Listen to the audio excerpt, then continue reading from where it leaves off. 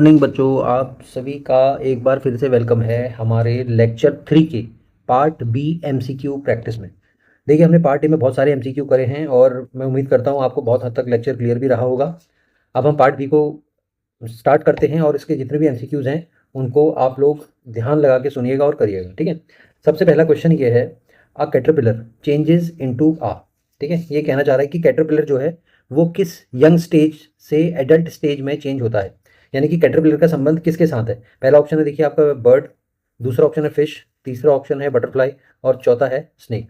तो कैटरपिलर जो वर्ड है, आंसर अपना कमेंट में लिखिएगा और जो सही आंसर है इसका वो है बटरफ्लाई।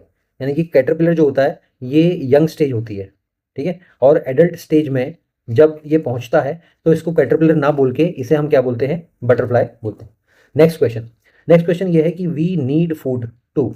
देखिए, हमें खाने की ज़रूरत क्यों होती है, हमें फूड क्यों चाहिए। पहला ऑप्शन है ग्रो, बढ़ने के लिए, दूसरा ऑप्शन है sleep, third option is cry and fourth option is height. अगर आपने लेक्चर ध्यान से सुना होगा तो आपको पता है कि हमें ग्रो करने के लिए, ठीक है, वी नीड फूड। ठीक है, अगर हमारे पास फूड नहीं होगा या प्रॉपर हम फूड नहीं लेंगे तो हमारी ग्रोथ कहीं ना कहीं रुक जाती है, कॉम्प्रोमाइज हो जाती है। थर्ड क्वेश्चन पे आते हैं। देखिए, we need dash to survive. अब यहाँ पे डैश में आपने भरना है। देखिए, चार ऑप्शंस दिए गए हैं। First option is sand, second is water, third is smoke and fourth is plastic. मतलब आपको सर्वाइव करने के लिए इन चार ऑप्शन में से क्या चीज़ चाहिए होती है। ऑलरेडी मैंने आपको बताया है सर्वाइव का मतलब क्या होता है, ठीक है। सर्वाइव, मैंने आपको दो वर्ड बताए थे, एक वर्ड था सर्वाइव और दूसरा वर्ड था थ्राइव, THRIV। देखिए, थ्राइव और सर्वाइव में डिफरेंस मैंने आपको क्या बताया था। मैंने कहा था कि अगर आप जिंदगी केवल काट रहे हैं, जैसे कि आप एक जंगल में फंस गए हैं और आपको वहाँ पे खाने पीने के लिए कुछ नहीं मिल रहा है, आप जंगली फल तोड़ के अपने को जिंदा रखे हुए हैं, तो उस कंडीशन में आप यूज़ करेंगे I just survive in the forest. लेकिन अगर आप किसी महल के अंदर रह रहे हैं, आपको ब्रेकफास्ट लंच डिनर सब कुछ मिल रहा है, न्यूट्रिशियस मिल रहा है, हेल्दी मिल रहा है, आप ग्रो भी कर रहे हैं, आप जिंदा भी हैं और एक ऐश आराम की ज़िंदगी के साथ जिंदा हैं, तो वहाँ पे आप वर्ड यूज़ करेंगे थ्राइव। तो ये डिफरेंस तो आप समझ गए थ्राइव और सर्वाइव में। लेकिन यहाँ क्वेश्चन ये पूछ रहा है we need what to survive. हमें सर्वाइव के लिए क्या चाहिए, सैंड चाहिए क्या, वाटर चाहिए, स्मोक चाहिए, प्लास्टिक चाहिए। इन चारों ऑप्शन को अगर आप देखेंगे तो सबसे बेस्ट पॉसिबल आंसर क्या है, we need water to survive. Without water no one can survive. ठीक है, पानी हमें जिंदा रहने के लिए बहुत आवश्यक है। नेक्स्ट क्वेश्चन हमारा है, water becomes ice when it is. अब पानी जो है बर्फ, आइस मतलब बर्फ बन जाता है कब, जब उसे हीट करते हैं, जब उसे फ्रोजन करते हैं, मिक्स्ड करते हैं, बॉइल्ड करते हैं। बहुत सिंपल आंसर है, जब भी हम पानी को फ्रोजन करते हैं, जमाते हैं, तो वो जम जाता है और जमे हुए पानी को हम बच्चों क्या बोलते हैं, आइस बोलते हैं। हिंदी में मैंने क्या बताया था, बर्फ बोलते हैं इसे, ठीक है। नेक्स्ट क्वेश्चन पे आते हैं। नेक्स्ट क्वेश्चन है, वाटर बिकम स्टीम, ठीक है, व्हेन इट इज। यानी कि पानी को ऐसा हम क्या करें कि पानी स्टीम बन जाए। स्टीम को हिंदी में क्या बोलते हैं, भाप बोलते हैं। अगर एक वर्ड और यूज करें तो हम वाष्प भी बोल सकते हैं, ठीक है। तो वाटर को जब हम हीट करते हैं बच्चों, जब हम इसको गर्म करते हैं तो गर्म करने से वाटर कन्वर्ट किस में हो जाता है, स्टीम में कन्वर्ट हो जाता है।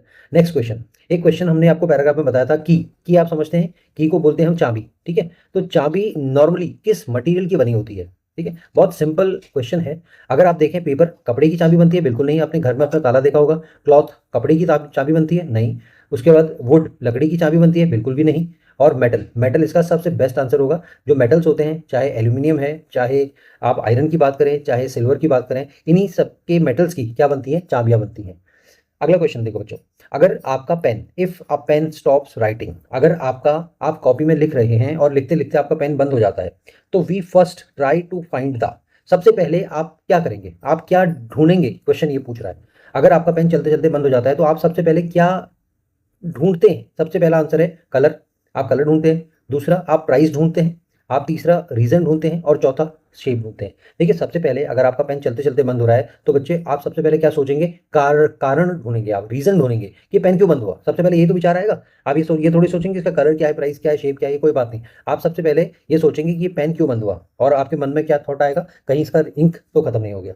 नेक्स्ट क्वेश्चन में आते हैं। देखिए, checking the ink in a pen is a part of dash method. देखिए, अब आपने क्या हुआ, आपने अपना पेन को देखा, आपके पेन के अंदर का इंक फिनिश हो गया है, ठीक है। आपने ये माना कि आपके पेन का इंक फिनिश हो गया है। अब आप उसको चेक कर रहे हैं ये सच में फिनिश हुआ है या नहीं हुआ है। तो साइंस में हमने आपको बताया था कि इस मेथड को हम क्या बोलते हैं, इसको हम ड्राइंग मेथड बोलते हैं। अगर आपके पास कोई प्रॉब्लम आ रही है, आप उस प्रॉब्लम को एनालाइज कर रहे हैं, गैस कर रहे हैं, उसका कारण रीजन फाइंड आउट कर रहे हैं, तो हम क्या बोलते हैं, ड्राइंग मेथड नहीं, पेंटिंग मेथड बिल्कुल नहीं, सिंगिंग मेथड बिल्कुल नहीं, हम इसे बोलते हैं बच्चों साइंटिफिक मेथड। साइंटिफिक मेथड मैंने आपको बताया था कि जब भी कोई प्रॉब्लम आपके पास आती है तो आप उस प्रॉब्लम को आइडेंटिफाई करते हैं। पहचानते हैं, फिर उसमें गैस लगाते हैं कि ये प्रॉब्लम क्यों हुई होगी। फिर उसके बाद क्या करते हैं, आप उस प्रॉब्लम का एक जो बेस्ट पॉसिबल सॉल्यूशन होता है, आप उस सॉल्यूशन को सोचते हैं और उसके बाद उस सॉल्यूशन को इंप्लीमेंट करते हैं, अप्लाई करते हैं। तो ये पूरा जो मेथड होता है, इसे हम साइंटिफिक मेथड कहते हैं। तो इसी तरीके से जब आपकी पेन लिखते लिखते बंद हो गई तो आपने उसके अंदर इंक को चेक किया, तो it is checking of ink, ठीक है, it is a part of scientific method. Next question बहुत सिंपल है बच्चों, अगर आपने ध्यान से पढ़ा होगा तो आप कर लेंगे इसे। क्वेश्चन ये है, which of these is not a planet. इन चार ऑप्शंस में से कौन सा ऑप्शन प्लैनेट नहीं है। First option is Mercury, Mercury is a planet. Second option is Venus, Venus is also planet. Third option is Earth, Earth is also planet. Earth को हमने बताया था Earth is a home planet, home planet means we are living in Earth. And fourth option is Sun, Sun is not a planet. तो बच्चों आप बताइए सन क्या है, कमेंट में लिखिए। सन इज अ स्टार, मैंने ऑलरेडी आपको बताया था कि सन इज अ स्टार, और हमारे जितने भी प्लैनेट्स हैं, 8 planet in the solar system है, ये सभी इस स्टार के चारों तरफ क्या करते रहते हैं, घूमते रहते हैं, रिवॉल्व करते रहते हैं, ठीक है। तो नेक्स्ट क्वेश्चन में आते हैं। एक वर्ड हमने बताया था अमेजिंग, अमेजिंग का मतलब क्या होता है। ऑप्शन है, देखिए पहला ऑप्शन है boring, second option is sad, third option is angry and fourth option is wonderful. तो मैंने आपको बताया था अद्भुत बोलते हैं हम, अमेजिंग को हिंदी में क्या बोलते हैं, अद्भुत, और इसका हिंदी तो अद्भुत है और इंग्लिश में हम इसको क्या बोलेंगे, वंडरफुल, वंडरफुल, ठीक है। नेक्स्ट क्वेश्चन, नेक्स्ट क्वेश्चन तो अब है नहीं, सारे क्वेश्चन हम फिनिश कर चुके हैं। जो भी आपका स्कोर बना है, मतलब जितने भी क्वेश्चन आपने अटेम्प्ट किए हैं, तो कमेंट में लिखिएगा। And if you haven't subscribe the channel yet तो kindly subscribe and share among your friends also. तो चलिए मिलते हैं, नेक्स्ट लेक्चर हम लेके आएंगे लेक्चर 4, जो कि इस चैप्टर 1 का लास्ट लेक्चर होगा, और चैप्टर आपका यहीं पे कंप्लीट हो जाएगा। उसके बाद हम नेक्स्ट चैप्टर में मूव करेंगे, ठीक है। तो चलिए सारे लेक्चर्स देखिएगा और अपनी प्रिपरेशन को MCQ सॉल्व करके शार्प कीजिएगा। Thank you.